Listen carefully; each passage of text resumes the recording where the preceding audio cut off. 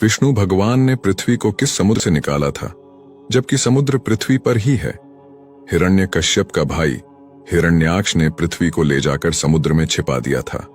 फलस्वरूप भगवान विष्णु ने वराह का रूप धारण करके हिरण्याक्ष का वध किया और पृथ्वी को पुनः उसके कक्ष में स्थापित कर दिया। इस बात को आज के युग में एक दंतकथा के रूप में लिया जाता था।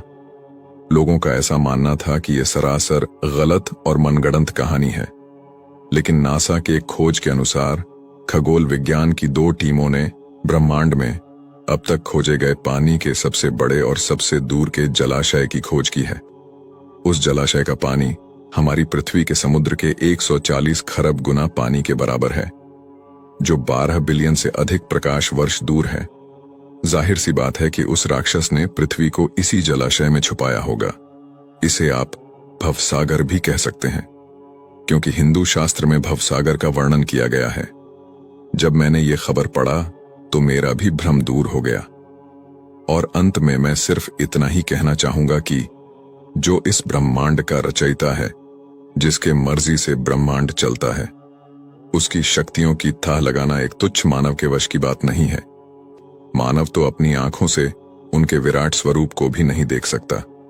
कुछ महान लोग, जिन्हें यह लगता है कि हमारा देश और यहाँ की सभ्यता गंवार है, जिन्हें लगता है कि नासा ने कह दिया तो सही ही होगा, जिन्हें यह लगता है कि भारत की सभ्यता, भारत का धर्म और ज्ञान विज्ञान सबसे पीछे है, उनके लिए मैं बता दूं कि सभ्यता, ज्ञान, विज्ञान, धर्म, सम्मान भारत से ही शुरू हुआ है।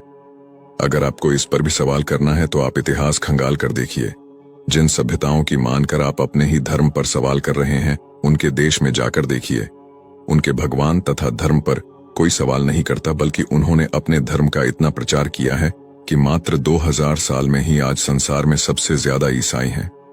और आप जैसे बुद्धिजीवी सेकुलरों का धर्म परिवर्तन कराते हैं। और आप ही हैं जो खुद अपने ही देश और धर्म पर सवाल करते हैं। अगर उनकी तरह आपके भी पूर्वज भी बंदर थे तो आपका सवाल करना तथा ईश्वर पर तर्क करना सर्वदा उचित है। कौन होता है नासा, जो हमें यह बताएगा कि आप सही हैं या गलत? हिंदू धर्म कितना प्राचीन है, इसका अनुमान भी नहीं लगा सकता नासा। जब इंग्लैंड में पहला स्कूल खुला था, तब भारत में लाखों गुरुकुल थे और लाखों साल पहले 4 वेद और 18 पुराण लिखे जा चुके थे। जब भारत में प्राचीन राज प्रथा चल रही थी, तब ये लोग कपड़े पहनना भी नहीं जानते थे।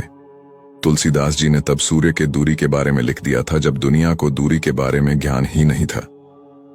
खगोल शास्त्र के सबसे बड़े वैज्ञानिक आर्यभट्ट, जो भारत के थे, उन्होंने दुनिया को इस बात से अवगत कराया कि ब्रह्मांड क्या है, पृथ्वी का आकार और व्यास कितना है। और आज अगर कुछ मूर्ख विदेशी संस्कृति के आगे भारत को झूठा समझ रहे हैं, तो उनसे बड़ा मूर्ख और द्रोही कोई नहीं हो सकता। दिन और रात का सही समय पर होना, सही समय पर सूर्य अस्त और उदय होना, पेड़ पौधे, अणु परमाणु तथा मनुष्य की मस्तिष्क की कार्यशैली का ठीक ढंग से चलना, ये अनायास ही नहीं हो रहा है। जीव के अंदर चेतना कहां से आता है, हर प्राणी अपने जैसा ही बीज कैसे उत्पन्न करता है, शरीर की बनावट उसके जरूरत के अनुसार ही कैसे होता है,